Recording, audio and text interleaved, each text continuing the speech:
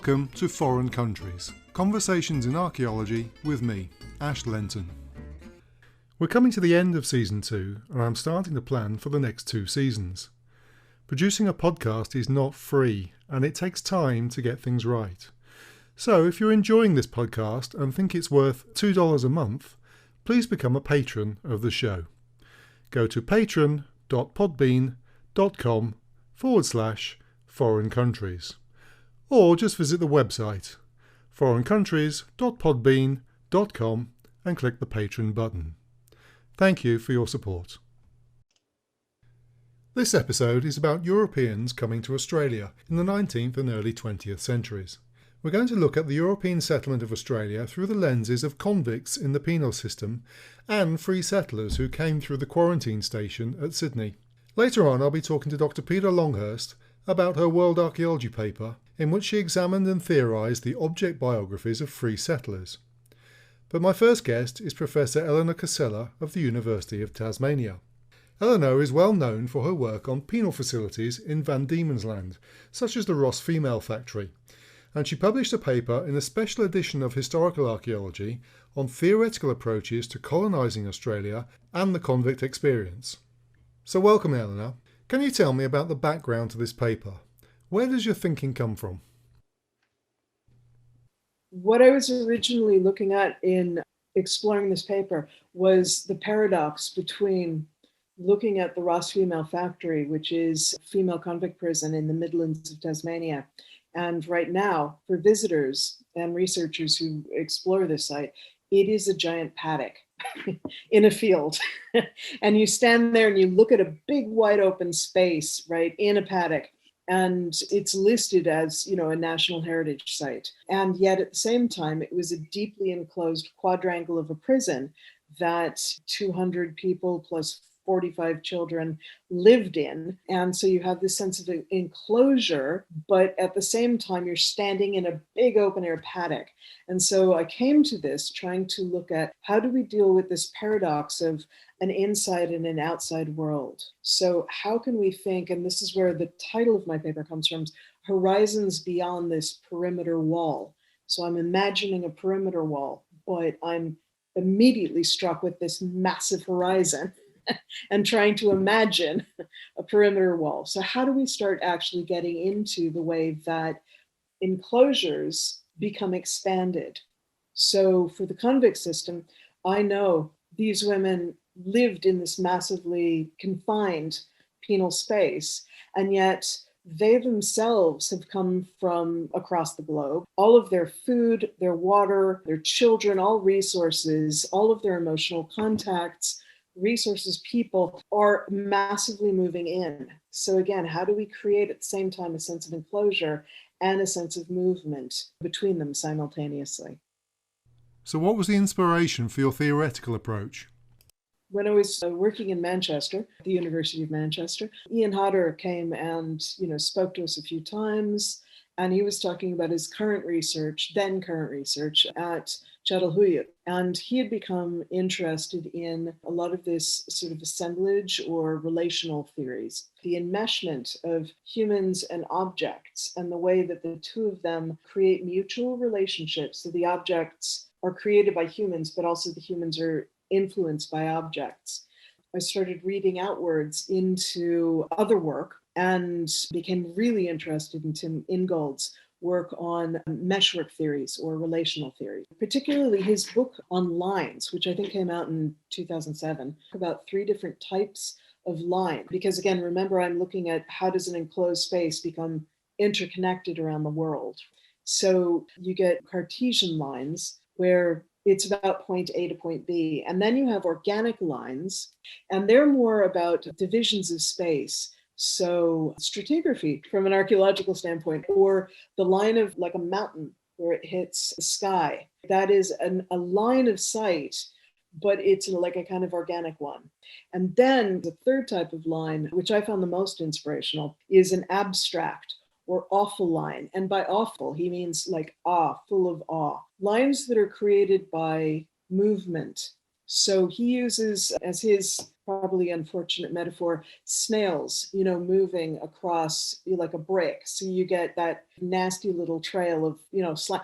I prefer to think about it in terms of race car drivers, or like the kids who hoon around, driving donuts, right? And what you're left with at the end is, those circles of rubber, they've kind of burnt out. So what you see at the end are lines, but they're lines of movement that are left over from those actions. And I thought that was the best metaphor for thinking about colonial archaeology, because colonial archaeology is all about movement, ultimately. It's about movement of resources and people across massive global distances. And this is where I got into topographic versus topological spaces, because if you're following people's movements, across the globe, then your idea of how does space work changes, because topographic space we think of in a Cartesian way, point A to point B. So we can take a landscape and then we can map it and understand it and research it in this kind of three-dimensional Cartesian way.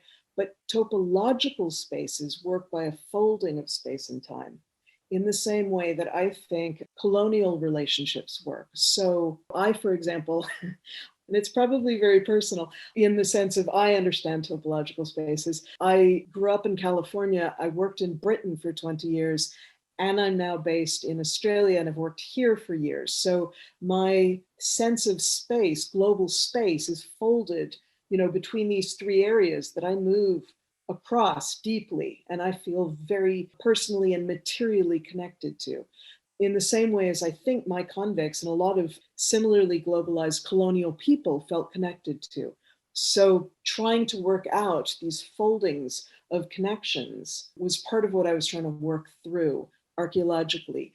When you're looking at global and colonial period assemblages, you're looking at objects which were probably made in Britain or Spain or North America, right?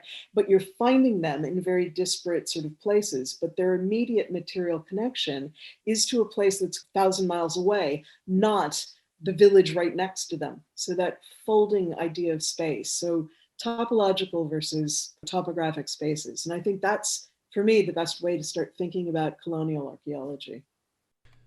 So you've got objects and humans and ideas travelling around the world. Objects and humans interacting on each other. How do the ideas travel? As soon as I got into that idea of the awful line, I thought we can juxtapose three different, and this is where I'm drawing on the Ian Hodder. I started to break down, well, how in a colonial kind of system, if we are trying to combine humans and objects, that then brings us to how do we break down humans in terms of actual physical humans, like biological humans, but then in a very classical, migration, and here I'm probably influenced by V. Gordon Childe of all people, how does intellectual movement, how does knowledge, how does technology move in addition to actual human migration? So how do ideas flow as much as humans flow, right? And then also the actual physicality of the objects, the physical things themselves. So I was trying to juxtapose these ideas, humans, and objects. So that's why I had the three different case studies there in the article. Also trying to go from the most ephemeral to the most tangible also as well in this article. So at first I'm talking about the flow of knowledge. So these prisons that were created in Van Diemen's Land were very much an experiment. It was an actual built experiment on a lot of penal philosophies that were going on in Britain between industrialists, penal philosophers, parliamentarians at the time. So they were coming up with these fabulous designs for, these corrective spaces. So when they've got Van Diemen's Land, they thought, great, experiment, we got the money, we got the space. So they immediately export down all of these penal philosophies and actually build these places. So the Launceston Female Factory, it's the first purpose-built female prison in the world. It predates purpose-built female prisons in both Britain and America by 40 years. So 1832. What they're doing is taking John Lee Archer, who was one of these philosopher, penal architects, parliamentarian, gentleman philosopher, right? He was the chief engineer and colonial architect in Van Diemen's Land from 1827 to late 1830s. And he's importing in a lot of these philosophies by people like Jeremy Bentham, a lot of the early designs, and they create this radial plan. And it's a design that only appears on paper, where you've got a central hub and then these radiating lines of dormitories. Your center is the observation hub. And then all of the prisoners are outside. And so all of their movement, their sound, every single thing they're doing can be observed from the center. So it's a design for discipline. And 1832, they build this for the first time in this octagonal design in Launceston for the female convicts. This predates the Port Arthur model prison. That's 1847, 15 years earlier. This predates Pentonville in London, which is the classic British example of this design. It predates Mountjoy in Ireland, in Dublin. So this is literally one of the earliest examples of this kind of very experimental disciplinary architecture. And it's a flow of knowledge because it's one of these awful lines of information, because it is literally taking a bunch of philosophies from Britain, pulling them down to the colonies, and then building them as a space, as a design, as an architecture, which then is experimented on with these female convicts. So that's a flow of knowledge.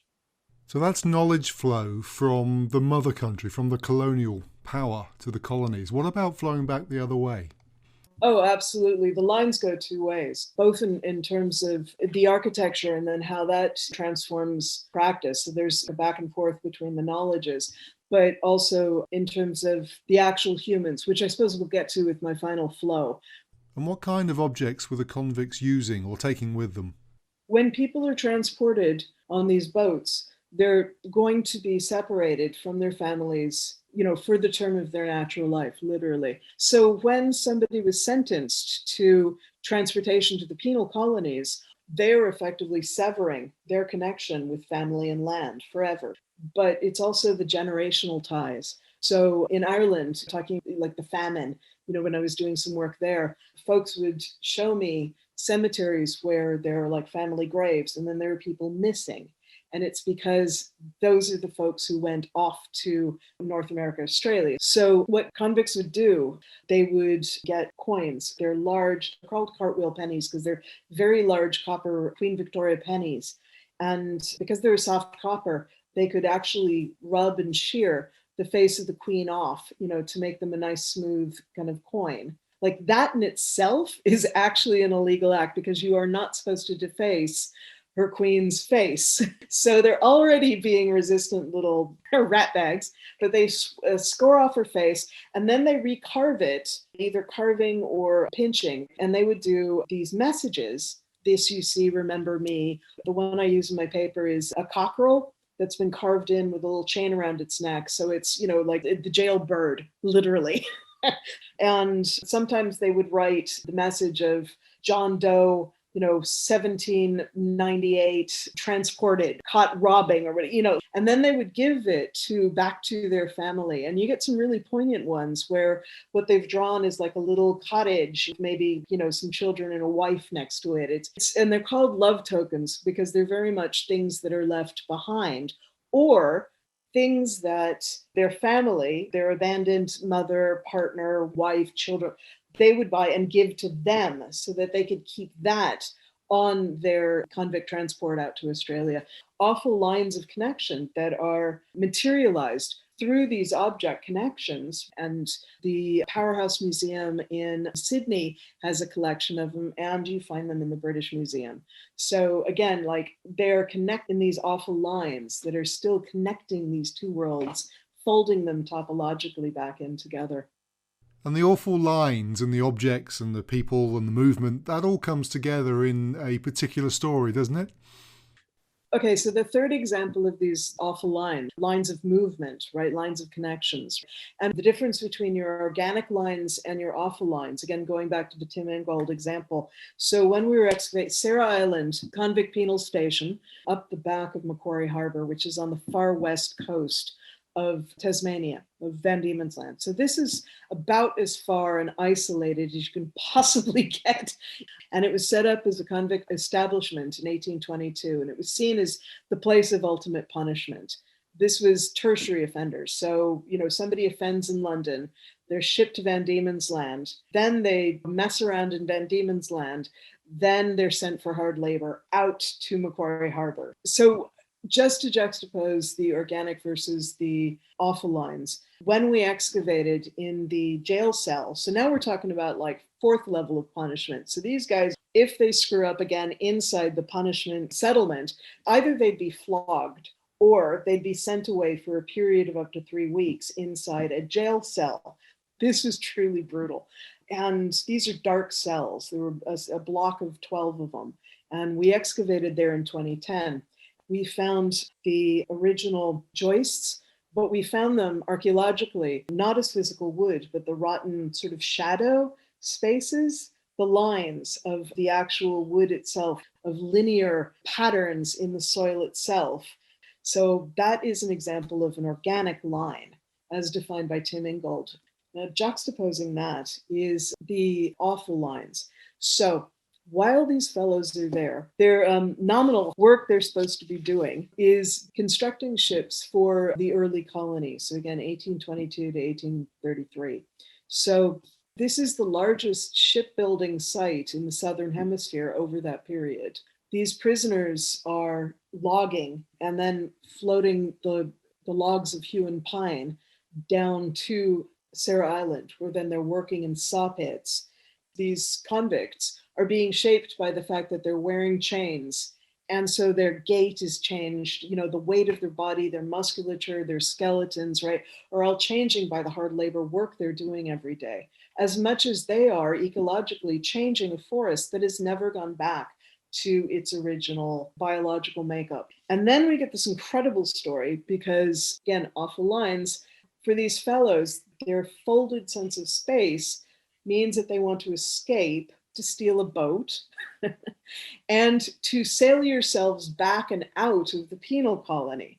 So it's not to go all the way overland to the east coast of Tasmania, but to grab a boat and then sail it across the Pacific. So on the evening of the 13th of January, 1834, and what's exciting about this is the Frederick, the name of the boat was finished, but it hadn't yet been commissioned. 10 of these convicts jump onto the boat and they sail the Frederick, and they end up bumping into the coast of Chile.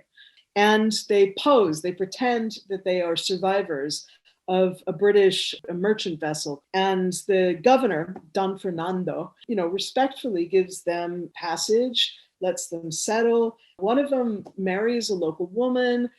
Lieutenant George Arthur, the governor of Van Diemen's Land, figure out these guys are actually escaped convicts. So they get scooped up. So by this point, there were 10. Now there's 4 that they could actually find for recapture. And they're brought back in shackles. But this is the great part. They can't go from Chile to Tasmania because they actually have to get rearrested for absconding. So they go from Chile all the way back up into Portsmouth in Britain. Well, they have to be convicted of absconding. And then they're shipped all around South Africa and back around into Van Diemen's Land, where they arrive in Hobart Town. And in April 1837, they're tried with the criminal sessions. And the best part of this all is that everyone expects they're going to be hanged, right? They're commuted, partially because of the popularity. They're big pirate heroes now across all of the press, right? And so what they do is come up with a legal jiggle here. They cannot accuse them of stealing a ship because the ship had never been commissioned. So effectively, and this is going back to objects and things and flows, right? You can see these guys as a physical, literal, bodily flow that connects the entire colonial world together. But the object that they're using has never been legally registered. And it's because literally is the ship that never was. Does the object exist or not? In this physical flow, this topological flow of people, of law, of knowledge, it all flows together. And these guys ultimately get off. And man, I think they're the best pirates ever. They are, and pirates get off with pardons more often than you think. And where is this taking you now? What have you been working on since then? Where I've been interested, because I'm most known for my work at the Ross Female Factory. So we started talking about the female convicts and their children. And I ultimately did that project as a wider overriding project that was trying to look at the nature of convict lives for all of the different types of people who were caught inside this system. So my work at the Ross Female Factory looked at the women and the children, the babies, the toddlers who were caught inside this penal system. And since that project, I've looked at now Sarah Island, and that's kind of an extreme version of male incarceration.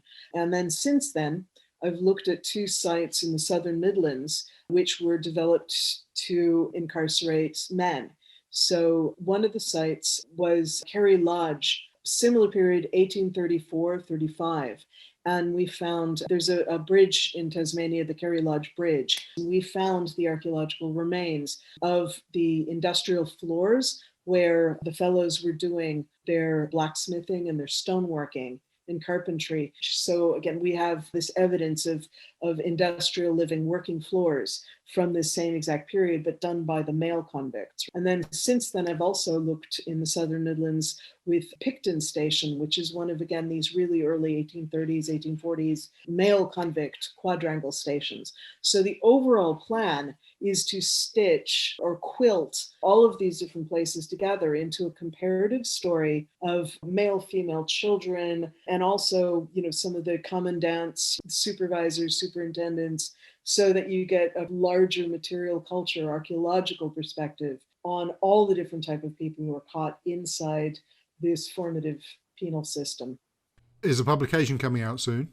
I've got a paper that's a first attempt to bring all these sites together into one cohesive descriptive whole, and that's coming out this year in the ASHA 50th anniversary publication. And where does this all take the wider discipline? When I was writing up this paper that we've been talking about, when I was talking to the editor, it's Chris Matthews, he liked the idea that I was trying to do colonialism from the ground upwards. Because usually with colonial archaeology, right, you start with the grand colonial powers, British material, and now we're going to find it inside our sites. Here's our Wedgwood, here's our willow pattern, and it's come from Stoke-on-Trent. And instead, by looking at this in terms of these topologies and my awful lines and my organic lines, but mostly those organic lines, what I'm trying to do is take, here are objects or sites, architecture, layouts of sites, and where do they come from? How do we take them and start working out the bigger lines of movement and how these lines of movement mesh back in together to create these kind of knots, almost like a basketry. In my paper, I use like a dilly bag as a kind of metaphor where, these lines move up, knot together into archaeology sites and then move onwards. So part of what he and I loved was this idea of the ground up, like take it from the objects or the people and then move outwards. So in terms of what I think my field could do is take that ground up idea, because it's more democratic, it's less an imposition and it's less repetitive, because every object, every person, every site tells its own story. So how do we get to those individual stories, but also fit those individual stories into the wider patterns of what they were doing? Thank you for joining me, Eleanor Casella. I'm moving on now to the free settler experience with Dr. Peter Longhurst. When Peter completed her PhD in 2018, she immediately published an article in World Archaeology on the artefacts recovered from the North Head Quarantine Station in Sydney, Australia. Today we're going to talk about the object biographies of the assemblage published in that paper. Peter, can we start with explaining the nature of firstly the site and the collection? Well, I first visited North Head Quarantine Station actually as I think about an 11-year-old. I went out there, as many people do. My first encounter with the site was on a ghost tour, which I think is quite common, even though I later discovered that actually it's not kind of a place of death as many people seem to think of it. I think that's kind of a bit inaccurate. I then went back to work there first in 2018 with Annie Clark and Ursula Frederick. So they were doing kind of a pilot study where they were recording historic rock inscriptions at the site, of which there are thousands all across the site, done by people who were detained at the quarantine station.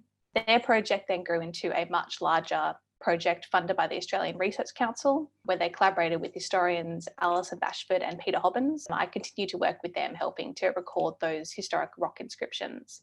At the same time, I had a background in the archaeology of health institutions. I previously did research about mental asylums. And so I knew how fascinating this site was, and Annie, knowing my background, thought that it was right for me to do some work kind of different but adjacent to the research that they were doing about the site. So that's how I came to be doing my PhD research about the site. My research is much broader than what's in this paper. I looked at the landscape, the museum collections, and then the objects of the quarantine station, and kind of how that formed into a sort of assemblage of the site and how disease played a role within that. So there's a huge amount of information about the site already. Who's been collecting the assemblage?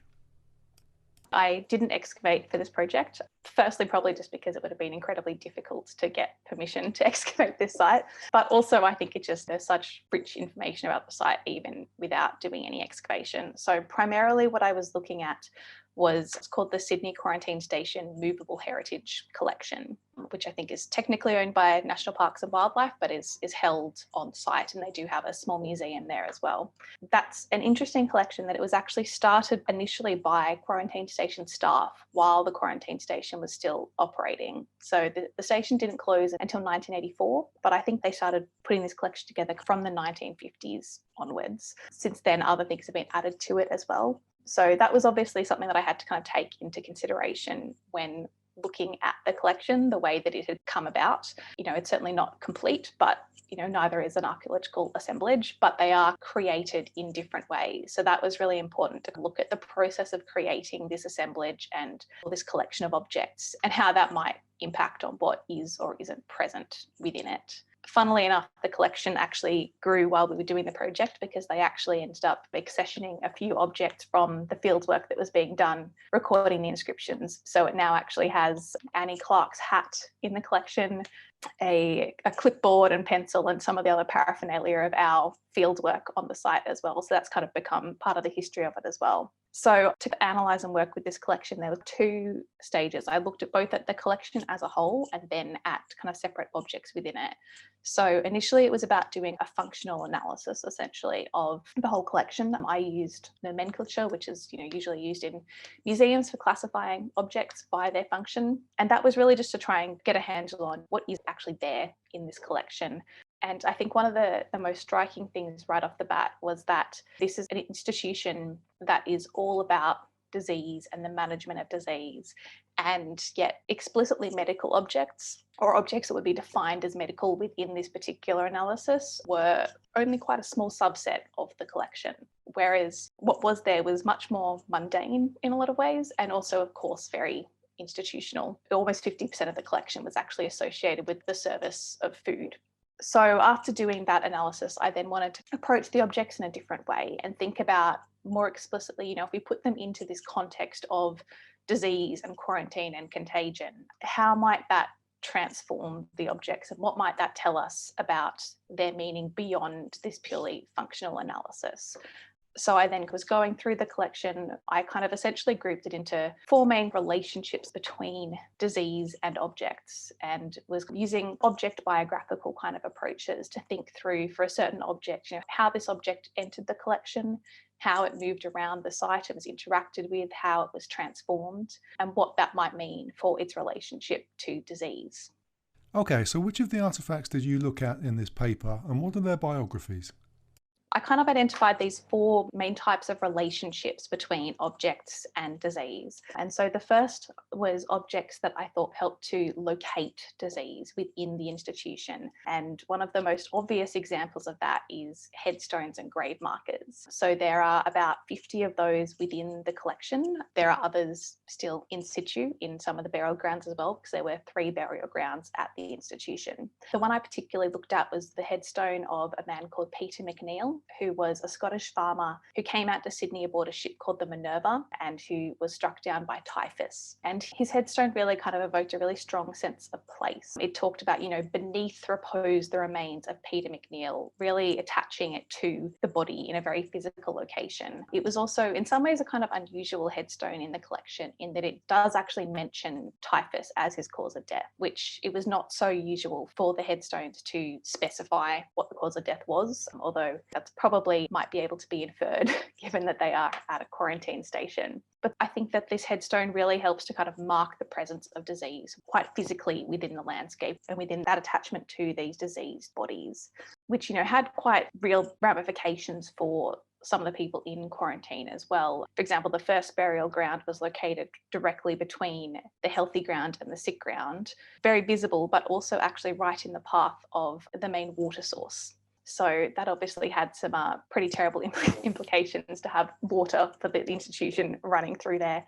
And when they moved it again, it was still very, very close to some of the accommodation as well, which again, was, I think, pretty horrifying for anyone who's in quarantine. It's already such a spectre of death being there and a real fear. Not very pleasant, certainly. There's really only, I think, one other example that actually specifically mentions disease, and that's bubonic plague. But so I think these really help to kind of locate disease within a specific part of the landscape of the quarantine station. The second was objects that help to reveal disease. So not just say disease is located there, but to actually reveal it more specifically within the body most of the time. And so I looked at a range of different objects for this. The first are some really evocative objects, which are essentially wax models. They're cast directly from patients. One was the face of a baby who had chickenpox, and the other was the forearm and hand of a man with smallpox. And these are painted as well. So they're very, you see the yellow, sickly skin and the red areas, inflammation. So they're very, very evocative objects. But these were essentially intended to reveal disease and to help to teach students how to identify disease without putting them physically at risk by allowing them to kind of stay at a distance from it.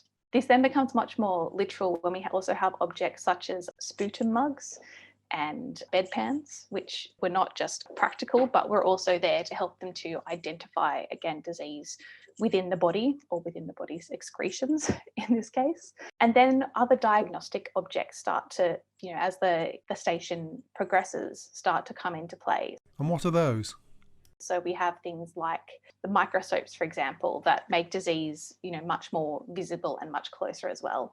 And even if we look not just at the collection, but at some of the buildings too, you also, of course, have the mortuary, which makes disease very visible in a really tangible way. So then the next relationship that I kind of identified between objects and disease was objects that acted to erase disease. Some of these are much more obvious. There are objects such as medicines, serums, and disinfectants, which are obviously medicinal or designed to erase and remove disease in some way. But there's also objects that I think much less obviously medicinal, but actually act in similar ways. So for example, there's a really large portion of objects relating to alcohol. And this alcohol would have played a range of roles. Partly it is just to, kind of keep everyone in quarantine quiet and contained and occupied. But it was also, there's testimony from an 1882 Royal Commission that it was used to induce the undertaker's assistants to, as they put it, perform disagreeable duty. So, even for staff at the quarantine station, some of them were also actually there under duress in some instances. And so they had to be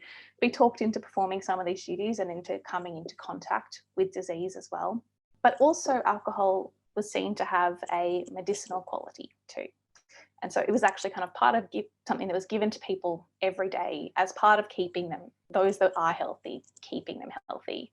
One of my favourite bits of testimony from the Royal Commission is that some patients had got in trouble for taking their children's alcohol. The problem was not that children had been given alcohol. The problem was that children were supposed to have been given alcohol, but their parents had drunk it instead. So quite different to what we might expect at a health institution today, I think. So I think a lot of these objects are kind of about removing disease from the body, but it wasn't only the body that was seen as contaminated or diseased in some way. And so there was also a need to decontaminate or to remove disease from objects as well.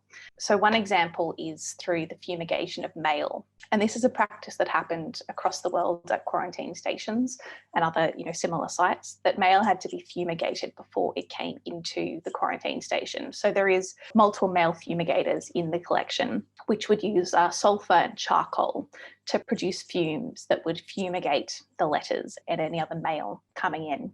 They would also have to, for example, put everyone's suitcases through a fumigation chamber.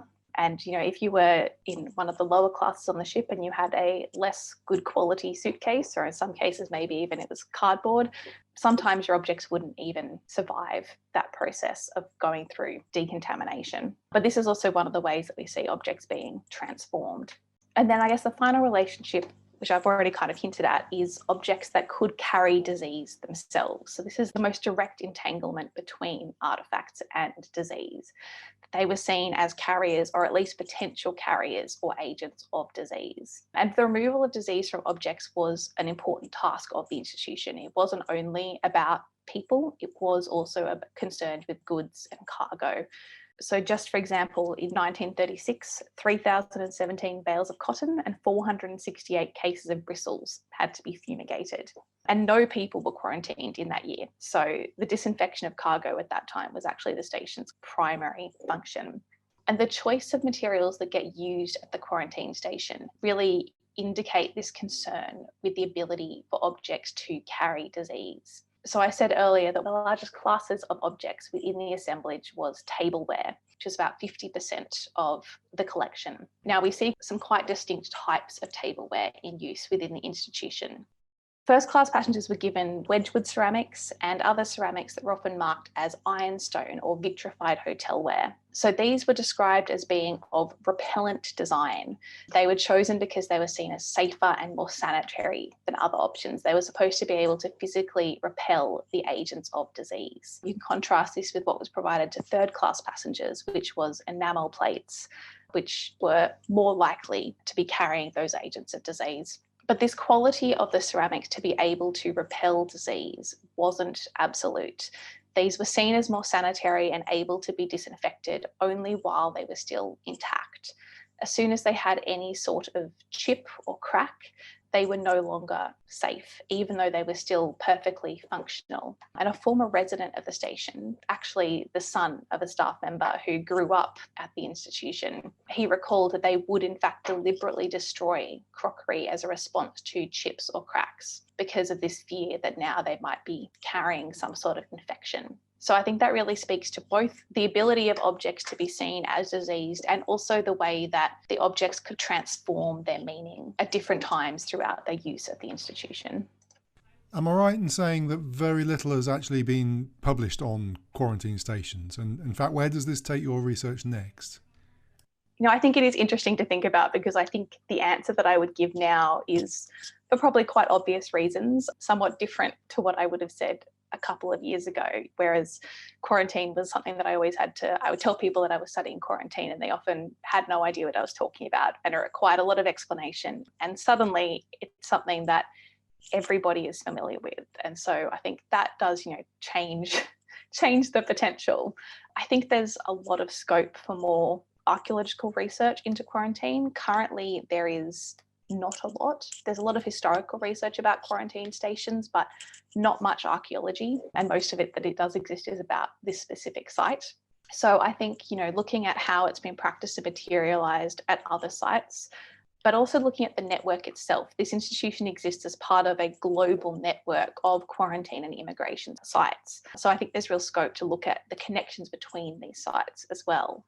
As archaeologists, we're really interested, particularly historical archaeologists, really interested in the way that globalization has moved people and goods and ships around the world, but it also moved disease at a faster and faster rate. And quarantine stations are part of, they interact with that network, they disrupt trade. In some cases, they destroy goods that were supposed to be going to another colony. So they play a real role as part of that network. So I think there's a lot of scope there as well. So it's an under-researched area. Where does the broader discipline go from here? But I think more generally in terms of what the future avenues it can open up is also looking beyond the institution and beyond quarantine in general. I like to talk about this as being kind of an epidemiological approach to archaeology, in the sense that epidemiologists are looking to locate disease within a population. And my intention was to try and locate disease within a collection. So rather within people, within objects and landscapes. And I think if we think in this epidemiological way, it gives us scope to think about how and where else we might identify either the presence of disease or the fear of disease in assemblages that aren't explicitly medical in nature. A lot of what my research is about is not necessarily the actual presence of disease, but it's about the capacity for disease, what objects have the capacity for disease, what people have the capacity for disease, and how does that affect how they're interacted with. And so I think that has scope in household archaeology and the way that people interact with their own belongings as well. Some of the other things that I've looked at as part of my research are the ways, for example, that people's identities interacted with their experience of quarantine. So even though most people in quarantine were healthy, all of those healthy people were not treated in the same way. And a lot of that was about their perceived capacity for disease. So people who were in lower classes or who were not white were treated in different ways because they were seen as having a higher potential for infection, essentially.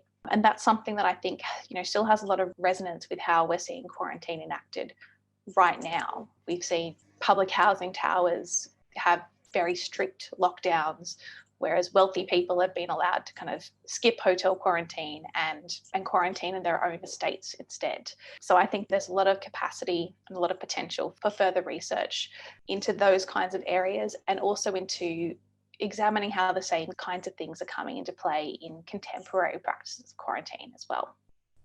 Thank you very much indeed, Peter Longhurst. That brings us to the end of another episode. If you're enjoying Foreign Countries, please become a patron at patron.podbean.com/foreign countries.